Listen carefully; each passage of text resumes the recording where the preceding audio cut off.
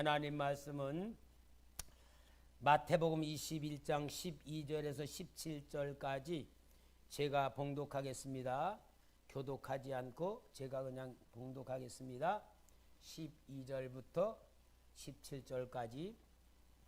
예수께서 성전에 들어가사 성전 안에서 매매하는 모든 사람들 내쫓으시며 돈 바꾸는 사람들의 상과 비둘기 파는 사람들의 의자를 들러 엎으시고 그들에게 이르시되 기록된 바 내 집은 기도하는 집이라 일컬음을 받으리라 하였거늘 너희는 강도의 소굴을 만드는도다 하시니라.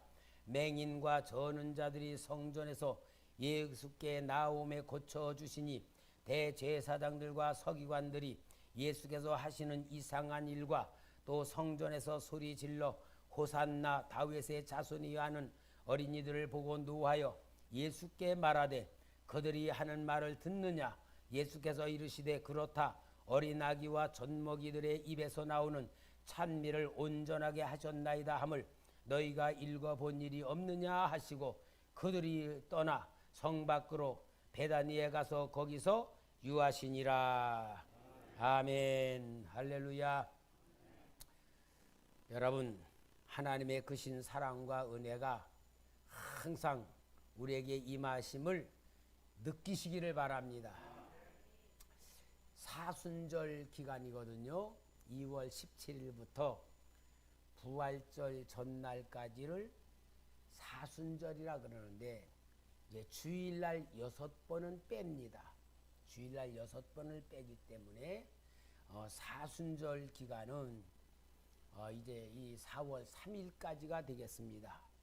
이 사순절 기간은 예수님께서 십자가에 달리시기 위하여 고난받으시는 모든 것을 기억하면서 우리 자신이 회개를 하고 또 절제하는 삶을 살고 주님의 사랑을 느끼면서 경건한 삶을 살아가는 훈련 기간입니다.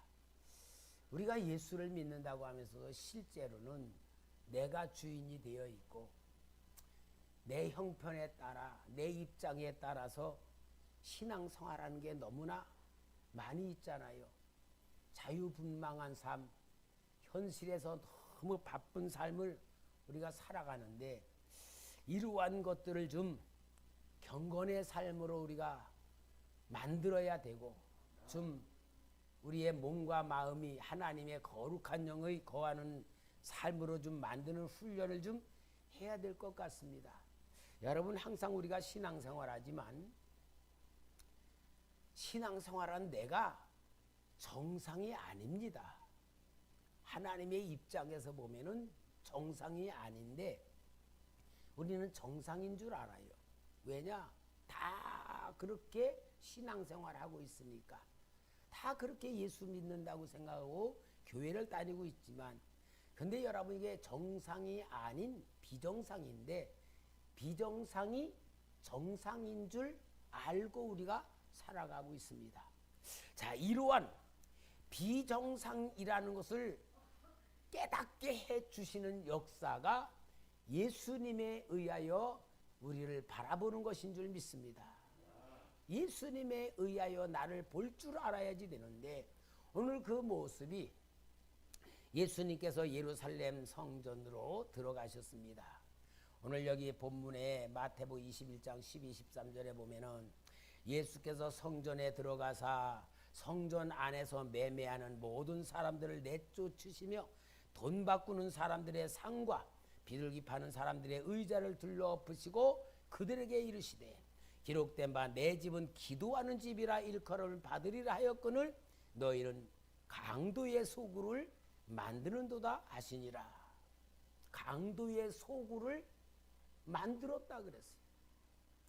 여러분, 자, 이 예수님께서 예루살렘 성전에 들어가셨을 때에 모든 사람들은 그 성전은 거룩한 곳이고 하나님이 함께 하시는 곳이고 하나님의 역사가 나타나는 곳이라고 다 믿고 그렇게 생각을 하고 있었는데 성전의 실체이신 예수님이 그 성전에 들어가셔서 그 더러워진 성전을 정결케 하신 거예요. 그 정결케 하시는 그 성전의 모습을 통하여 오늘 여러분 우리는 예수님께서 그렇게 하셨구나 그런 생각하는 것보다 오늘 설교 제목이 뭐예요? 성전을 정결케 하러 오신 예수. 성전을 정결케 하러 오신 예수님이라는 말이에요. 그러면 여러분 이 성경에서 예루살렘 성전은 누가 보아도 성전이에요. 그런데 예수님의 눈으로 볼 때에는 정상이다 비정상이다? 비정상이다. 그럼 어느 게 정상이냐? 예수님의 역사가 정상이 돼야 되지 않겠습니까? 그러면은 이 예루살렘의 거룩한 성전, 이 성전이 잘못됐다는 것을 말씀을 통하여 밝혀주는데 성전을 짓는 과정부터 잘못됐어요. 왜냐하면 이 성전은 46년 동안 짓는 성전이었어요. 그 당시에도 성전이 완성되지 않았어요. 왜냐? 헤롯이 유대인들의 환심을 살려고 성전을 짓는데 얼른 저놓으면은 환심을 계속 못 끌으니까 조금씩 멋지고 화려하게 짓는다고 짓는 게 46년이 되는 거예요. 그래서 이 헤롯 성전을 제3성전이야. 제1성전은 솔로몬의 성전, 2성전은 이제 포로 귀환에 와가지고 수룹바벨로 인하여 진 이 성전. 근데 헤롯이 유대인의 환심을 살려고 수룹바벨의 성전을 헐어버리고 다시 짓는 게 이게 제3성전인데 헤롯이 짓는 성전은 하나님께 영광을 돌리고 하나님의 거룩함을 나타내는 게 아니라 자기의 정치적인 목적으로 짓는 성전이니 하나님이 보실 때에는 그 성전은 짓는 동기부터 과정부터 잘못된 것인데 사람들은 어떻게 믿어요? 하나님의 성전이라고 보고 있었단 말이에요. 그런데 더군다나 성전이라고 하면은 죄를 지은 사람들이 죄사함을 받으려고 또 하나님을 기쁘시게 하는 화목 제물을 드리려고 내 몸과 마음이 주님의 뜻대로 살겠다고 하는 번제를 드리려고 하는 제사는 뭐냐? 짐승을 다 잡아가지고 짐승을 죽여서 그 피를 성전에서 드려야 되는데 이 성전 안에 요한복음 2장에 보면은 소도 들어왔고 양도 팔고 비둘기도 팔면서 완전히 성전 안에 산 짐승들이 들어와가지고 살아있는 짐승들이 야 여기는 거룩한 성전이니까 우리 조용해야 돼 그럴까 아니면 매하고 막 울을까 그러니까 죽어야 들어와야 될 성전에서 짐승들이 우는 소리 똥 싸는 소리 별게 다 나올 때에 이게 죽어서 들어와야 될 재물들이 살아가지고 거기서 발광하고 있단 말이에요. 여러분 이 성전을 볼 때에 정말 이 성전이 정상입니까? 비정상이요. 완전히 성전이 거룩하지가 않고 더럽혀지는데 더군다나 이게 왜냐? 장사꾼들이 돈 벌기 위한 장터가 된 거예요. 왜 예수님께서 이 성전에 그런 짐승을 쫓아내느냐? 원래 성전에 제물을 드리려면 제사장이 그 제물 양을 소를 다 살펴봅니다. 병들은 게 아닌가 비정상이 아닌가 다 봐서 흠이 없는 것을 인정해서 그걸 잡아드리는데 이 제사장들하고 머리가 잘 돌아가는 장사꾼들하고 결탁을 하는 거예요. 제사장님 제가요 이렇게 제 양을 팔고 소를 팔면 제사장님에게 수급비를 드릴 테니까 저의 재물을 받아주세요. 그러고는 결탁을 하니까 그래 왜 예루살렘 성 밖에는 많은 목축들이 키우잖아요. 그러니까 이 장사꾼들이 그것을 성전 안으로 자기들 갖고 온 거야. 그러니까 성전 안에 있는 재물들이 5배가 비쌌대요. 그러니까 돈 없는 사람은 저 밖에서 양을 사가지고 들어와서 재물을 드리려고 하는데 이게 밖에서 사온 거는 핑계를 대고 야 이거는 병들었다, 이건 자격 미달이다 그러고 다 퇴짜를 놓는 거야. 그러니까 어때야 돼? 제사를 드리려면은 그 안에서 사야 돼. 그런데 5배나 비싼 거야. 그러니까 예수님이 강도들이라고, 강도들 소굴이라고. 이렇게 성전이 완전히 돈에 의하여 정말 죄사함 받으려는 사람들의 고혈을 빼먹는 이런 타락한 장소가 되어 있었다는 것을 보여주는 거예요. 그러면서 이제 성전의 본질이신 예수님께서 내가 진짜 성전이다, 그것을 보여주기 위해서 모든 걸 다 청소하고 없애고 엎으시고 막 그렇게 하실 때에 이들은 그 예수님이 하신 일을 통하여 회개하고 잘못된 걸 깨닫고 하나님 앞에 거룩한 성전으로 회복시켜야 될 그러한 역사를 거부하고 예수님을 죽이려 하고 있었어요. 누가복음 19장 47, 48절에 예수께서 날마다 성전에서 가르치시니 대제사장들과 서기관들과 백성의 지도자들이 그를 죽이려고 꾀하되, 예수님을 죽이려고 하는 거예요. 왜요? 실제적인 예수님의 성전의 본질이신 예수님이 나타나니까 자기들이 잘못된 게 드러나, 자기들이 비리가 드러나고 자기들이 거룩한 성전을 더럽혔다는 것이 드러나니까 숨기려니까 어떻게 해요? 예수님을 죽이려고 하는 거예요.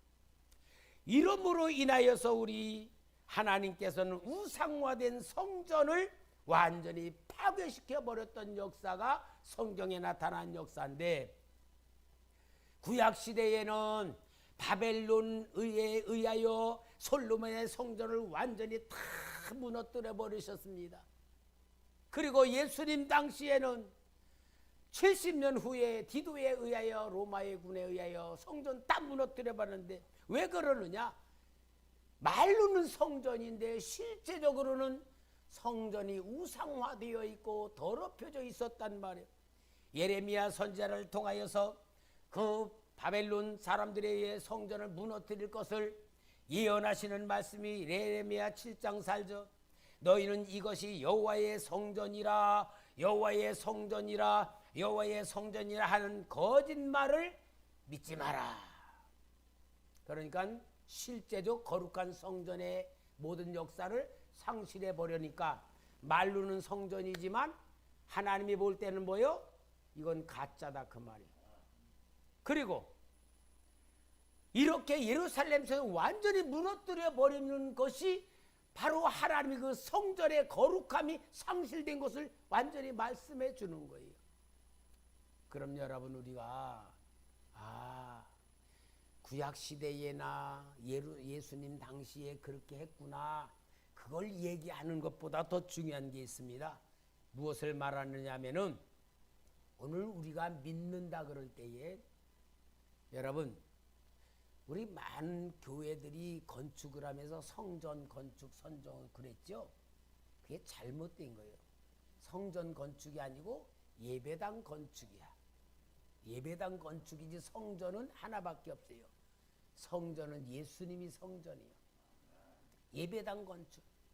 그 예배당을 화려하게 꾸미고 엄청 크게 졌던 것, 점점 그 크게 지은 예배당들이 경매로 넘어가고 이단들로 넘어가는데 왜 그렇습니까? 속에 있는 성전을 키우기보다는 껍데기만 키운 거예요. 오늘 여러분, 우리의 신앙을 말씀해 주는 거예요. 오늘 여러분, 우리가 신앙생활을 한다고 할 때에 정말 하나님께서 나를 구원해 주시고 내 안에 성령이 거하는 전으로 세워주셔서 성령님이 나 안에 거하시고 내가 하나님의 성전으로 세워진 예수님이 계시다면은, 오늘 우리는 내 안에 계신 예수님이 실제적 성전으로서 역사하셔야 될 줄 믿습니다. 거짓된 것 다 벗어버리고 썩은 것 다 없애버리고 정말 더러운 것도 다 없애야 될 줄 믿습니다. 그래서 오늘 우리 마음속에 성전의 본체이신 예수님이 내 안에 들어오심을 우리는 사모하고 실제로 이루어야 될 줄 믿습니다. 여러분, 예수님이 성전의 본체이십니다. 역대상 17장 5절에 내가 이스라엘을 애굽에서 올라오게 한 날부터 오늘까지 집에 있지 아니하고 오직 이 장막과 저 장막에 있으며 이 성막과 저 성막에 있었나니 구약시대의 성막은 예수님께서 그곳에 계시 하나님께서 성막 안에 함께 하셨던 역사를 솔로몬이 성전을 지어놓고 기도할 때에 하나님의 응답이 열왕기상 9장 3절에 나옵니다. 여호와께서 그에게 이르시되 내 기도와 내가 내 앞에서 간구한 바를 내가 들었은즉 나는 내가 건축한 이 성전을 거룩하게 구별하여 내 이름을 영원히 그곳에 두며 내 눈길과 내 마음이 항상 거기에 있으리니. 성전에 예수님의 하나님 아버지의 마음과 하나님의 관심이 있는 곳이었다는 것이. 자, 이러한 곳이었기 때문에 성전에서는 죄 사함을 받고 하나님과 함께하며 하나님의 긍휼과 사랑을 받는 것이 구약시대의 성전의 개념이었던 겁니다. 그래서 솔로몬이 성전 지어놓고 기도할 때 하나님, 혹시 이 백성이 죄를 지어 이방으로 끌려갔다 할지라도 이 성전을 향하여 기도하면 그 죄를 사하여 주옵소서란 그 기도를 다니엘이 기억하고 그 말씀을 기억하고 하루에 3번 예루살렘 쪽을 향하여 창문을 열어놓고 하나님 앞에 기도할 때에 사자굴에 들어갈 수밖에 없는 상황이 되었던 것이잖아요. 왜냐? 솔로몬의 기도를 통하여 하나님의 성전을 향하여 기도하는 그 기도에 대한 약속을 다니엘은 믿었다 그 말이에요. 자, 이러한 가운데에서 우리 거짓된 성전을 회복시키려고 예수님께서 실제적으로 이 성전 안에 들어오셔서 성전을 정결케 하신 거예요. 요한복음 2장 21절 22절에 이 성전을 헐어버려라 할 때에 말씀하신 거예요. 그러나 예수는 성전된 자기 육체를 가리켜 말씀하신 것이라. 죽은 자 가운데서 살아나신 후에야 제자들이 말씀하신 것을 기억하고 성경과 예수께서 하신 말씀을 믿었더라. 무슨 말씀이에요? 예수님이 성전의 실체시다. 그래서 여러분, 예수 이름으로 우리 안에 성령이 거하는 성전이 만들어진 줄 믿습니다. 오늘 여러분, 우리는 하나님의 거룩한 성전인 줄 믿습니다. 이곳은 예배당이고 우리가 실제적으로 예수님이 계신 성전인 줄 믿습니다. 고린도전서 3장 16, 17절에 너희는 너희가 하나님의 성전인 것과 하나님의 성령이 너희 안에 거하시는 것을 알지 못하느냐? 누구니 하나님의 성전을 더럽히면 하나님이 그 사람을 멸하시리라. 하나님의 성전은 거룩하니 너희도 그러하니라. 우리도 뭐다? 거룩하다 그 말입니다. 그래서 여러분, 오늘 내 마음이 내가 예수님이 내 안에 들어오셔서 성령으로 삼으셨으면은 거룩한 존재입니다. 그럼 내 안에 예수님께서 계시는 마음으로 우리가 살아가야 되겠죠. 근데 오늘 본문의 내용을 보면 뭐냐? 예수님이 내 마음에 딱 들어오시려고 보니까 어때요? 들어오시기가 좋다 나쁘다? 예수님이 내 안에 들어오시기가 너무 더럽다 그 말이야. 여러분, 우리가 내 안에 예수님이 계신다라는 고백을 우리가 다 하잖아요. 예수님이 영접했지요? 다 예수님 영접했다 그러죠? 예수님이 영접 안 하신 분 있습니까? 예수님이 내 안에 들어오셔서 예수님 영접했는데 내 마음의 상태가 어떠냐가 보여요. 내 마음의 상태가 어떤가를 하나님께서 보여주시는 거예요.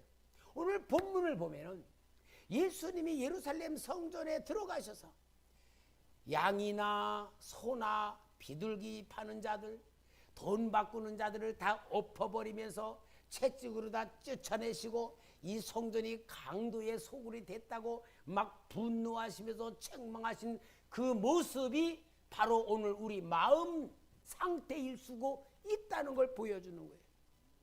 여러분, 이것이 남의 얘기가 아니고 오늘 성령으로 내 마음속에 성전을 정결케 하러 오신 예수님이 내 마음을 깨끗하게 하러 오셨는데 내 마음의 상태가 이렇다는 것을 보여주는 거예요. 그러니까 구약 성경은 항상 그림으로 보여주지만 신약 성경은 실체를 얘기해 주는 거예요. 근데 오늘 여러분, 우리가 예수를 영접한 우리 마음속에 어떤 상태가 되냐가 사도 바울이 너무 정확한 말씀을 우리에게 지적해 줍니다. 그게 로마서 1장 28절에서 32절에 있는 말씀. 로마서는 로마 교회 성도들에게 보낸 편지지요. 그럼 믿는 사람들이 안 믿는 사람이요? 예수님 믿는 사람들이죠. 예수 믿는 성도들에게 사도 바울이 그들의 마음의 상태를 보여주는 거예요. 자, 봅시다. 또한 그들이 마음에 하나님 두기를 싫어하매. 예수 믿는 사람들이에요? 안 믿는 사람들이에요? 지금 믿는 사람들의 마음의 상태입니다. 마음에 하나님 두기를 싫어하매 하나님이 그들의 그 상실한 마음대로 내어버려 두사 하나님이 내 마음속에 들어온 걸 싫어. 하나님이 그러니까 어때요? 그래, 네가 나를 거부하는구나 하고 하나님이 우리 마음 안에서 벗어나셨어. 그러니까 합당치 못한 일을 하게 하셨으니 그 모든 불의, 추악, 탐욕, 악의가 가득한 자요, 시기, 살인, 분쟁, 사기, 악독이 가득한 자요, 수군하는 자요, 비방하는 자요, 하나님께서 미워하시는 자요. 하나님의 자녀라고 하는데 지금 뭐 하나님이 어때요? 미워하는 자요, 능욕하는 자요, 교만한 자요, 자랑하는 자요, 악을 도모하는 자요, 부모를 거역하는 자요, 우매한 자요, 배약하는 자요, 무정한 자요, 자비한 자라, 무자비한 자라. 그들이 이 같은 일을 행하는 자는 뭐에 해당한다? 사형에 해당한다고 하나님께서 정하심을 몰랐다 알았다? 알고도 자기들만 행할 뿐 아니라 또한 그런 일을 행하는 자를 옳다 하느니라. 누구의 마음들이 예수를 영접하고 하나님 자녀라고 하고 구원받았다고 하고 믿음 있다고 하는 사람들의 마음이 이러한 상태라고 사도 바울이 보여주고 있어요. 사랑하는 성도 여러분, 정말 여러분, 우리는 하나님의 마음을 알아야 될 줄 믿습니다. 이번 금요 기도회 때에 우리 예수님께서 성령의 감동으로 갈릴리 지방에 가서 큰 역사를 이루시고 내 고향 집에도, 내 고향 나사렛에도 가서 구원의 은혜를 베풀고 이런 역사를 베풀어 주어야 되겠다. 하나님의 은혜의 해를 저희들에게 나눠 주어야 되겠다.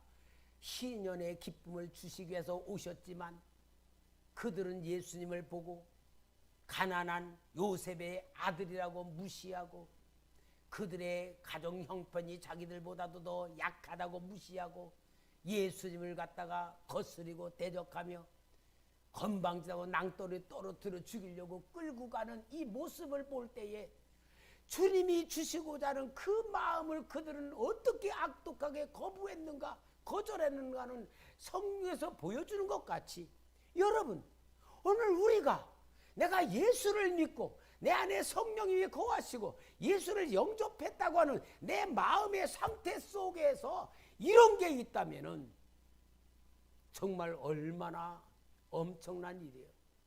여러분, 우리가 예수 믿는다고, 예수를 영접했다고, 신앙생활을 한다고 그냥 그것으로 그러려냐고 정상인 줄 아는 것보다 성전을 정결하게, 내 마음을 정결하게 오시는 예수님, 사순절 기간에 정말 우리 마음의 상태를 바라보면서 이루한 것이 있다고 하는 말씀을 통하여 내 자신을 다시 한번 찾아보고 내 자신의 상태를 다시 한번 찾아보면서 하나님의 긍휼과 은혜를 받고 내 안에 진짜 예수님이 오셔서 나를 정결하게 해주는 은혜를 만드시는 예배가 되기를 주의 이름으로 부탁합니다. 여러분, 하나님의 은혜는 항상 좋은 겁니다. 하나님 성부 하나님은 우리를 자녀로 삼아 주셨습니다. 할렐루야. 우리는 하나님 아버지라고 부르며 하나님의 사랑을 받을 수 있는 자격을 만들어 주셨습니다. 그래서 우리는 하나님 자녀라는 사실을 우리는 믿고 있어요. 로마서 8장 14, 15절에 무릇 하나님의 영으로 인도함을 받는 사람은 곧 하나님의 아들이라. 너희는 다시 무서워하는 종의 영을 받지 아니하고 양자의 영을 받았으므로 우리가 아빠 아버지라 부르짖느니라. 얼마나 하나님 아버지가 우리를 사랑하셔서 주신 크신 은혜입니까? 아빠 아버지라 불러라. 나이 먹은 아들이, 우리 아들도 어렸을 땐 아빠 그래. 지금 아빠라고는 안 그래. 왜? 컸으니까 이제 아버지 그러잖아요. 오늘 우리가 예수를 믿고 하나님 자녀가 되었으면서도 전능하시고 거룩하시고 자비로우시고 은혜가 풍성하신 아버지 하나님, 아주 이렇게 하는데 하나님이 야야야야 쳐라 야야 그게 뭐냐, 너는 아빠라고 불러. 아빠. 왜? 애기같이 하나님을 친밀하게 느끼고 하나님의 사랑을 마음껏 느끼고 내 체면이나 내 형편에서 보지 말고 완전히 하나님 사랑 그냥 그대로 느끼라고 하나님께서 아빠라고 부르라고 할 만큼 우리를 사랑하신단 말이에요. 아멘. 요한일서 3장 9절에는 하나님께로부터 난 자마다 죄를 짓지 아니하나니는 하나님의 씨가 그 속에 거함이요. 하나님의 씨가 뭐요? 하나님의 생명, 하나님의 마음, 하나님의 사랑이 우리 안에 거하고 있는 거예요.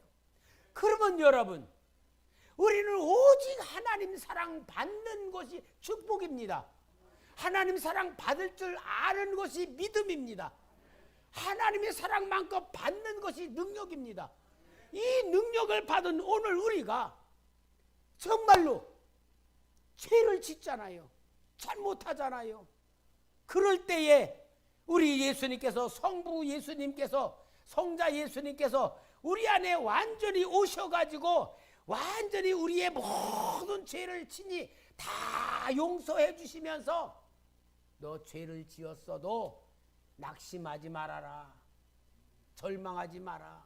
내가 너를 담당했다. 베드로전서 3장 18절에 그리스도께서 단번에 죄를 위하여 죽으사 의인으로서 불의한 자를 대신하셨으니 이는 우리를 하나님 앞으로 인도하려 하심이라. 육체로는 죽임을 당하시고 영으로는 살리심을 하지. 하나님 아버지께로 인도하기 위해서 왜 낙심하지 않고 자책하지 않고 절망하지 않고 그래도 너는 내가 너를 담당했으니 아버지께로 가자. 아버지 붙들자라고 인도하시는 것만큼 오늘 우리의 모든 허물을 다 담당해 주셨단 말이에요. 여러분, 그러니까 예수님을 믿는 거 아니에요. 그런 우리가 하나님의 자녀되고 예수님으로 인하여 우리 죄사함 받은 우리가 현장에서, 삶의 현장에서 감당하지 못할 큰 일들이 너무나 많아. 내가 해결하지 못할 게 너무 많아. 마귀의 자녀들이 더 뛰어난 것 같아. 악한 마귀 방법으로 살아가니까 우리가 거기 경쟁이 안 돼. 담당 못해. 그러니까 뭐라 그래요? 성령님께서 야, 너 현장에서, 직장에서, 가정에서, 어느 곳에서든지 내가 너 도와줄 테니까 절대 낙심하지 마라 하면서 성령님이 우리 안에 들어오셔서 가르쳐 주시고 생각나게 해주시고 깨닫게 하시고 말씀 주시면서 오직 우리를 위해서 완벽한 보호자로, 인도자로 인도하시며 동행해 주신단 말이야. 완전 이렇게 보장받은 우리, 이게 구원의 은혜요, 확신이고 능력이고 역사란 말이야. 이러한 가운데 있는 이제 우리를 만들어 놓으셨는데, 정말 우리가 이 놀라운 은혜와 사랑을 누리지 못하고 느끼지 못하고 아직도 내 방법으로 살아보려고, 아직도 세상껏 뭔가 얻어보려고, 아직도 뭐가 내가 선악과 가지고서 뭔가 해보려고 발버둥 치다가 보니까 어떤 상태가 됐냐? 하나님 두기를 싫어하고, 하나님 말씀대로 살면 안 돼. 교회에서는 믿음으로 살고 삶의 현장에는 어쩔 수 없어.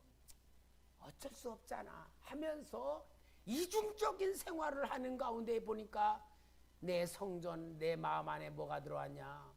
양도 들어와 있고 소도 들어와 있고 비둘기도 돈 바꾸는 강도 같은 일들이 내한테 들어와.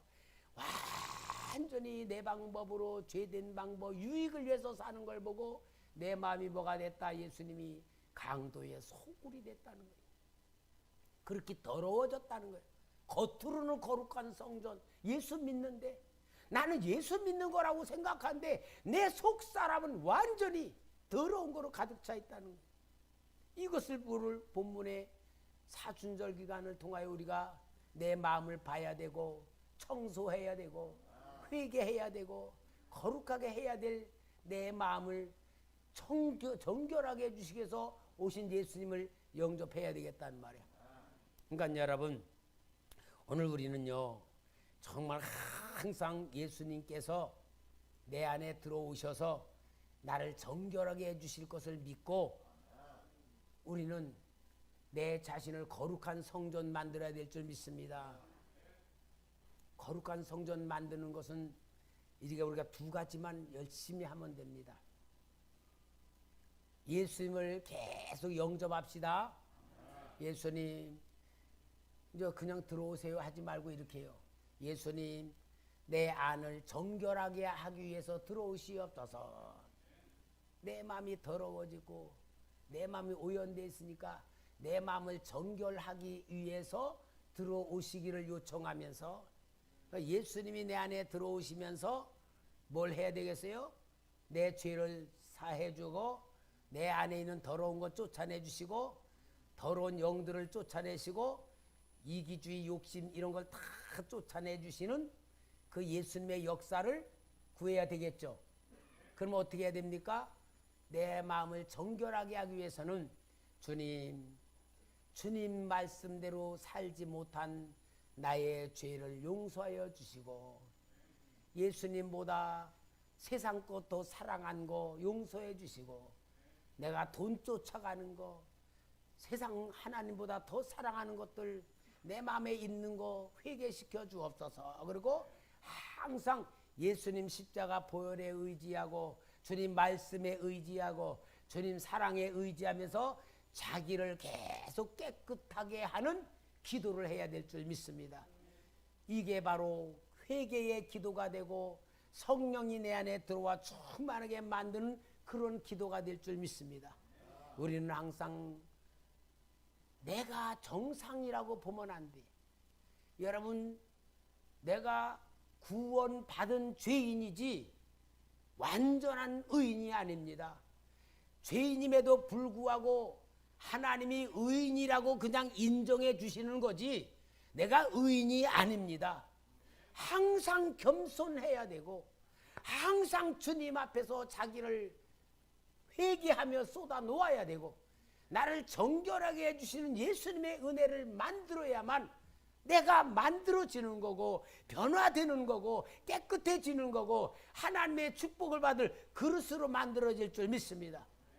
우리 신앙생활 하면서 내가 항상 정상이라고 생각하면 교만에 빠지고요. 회개하는 마음이 없으면 나는 항상 자기가 옳은 줄 아는 삶에 빠지는 거예요. 그래서 항상 하나님 앞에 있어서는 우리는 두 가지 사실, 내가 죄인이라는 사실, 그리고 용서받은 죄인이라는 사실을 통하여 주님의 은혜를 만들고 성전을 정결하게 오신 예수님이 이제 이 사순절 기간에 나를 깨끗하게 해주시는 예수님의 역사로 영접하시기를 주의 이름으로 부탁합니다.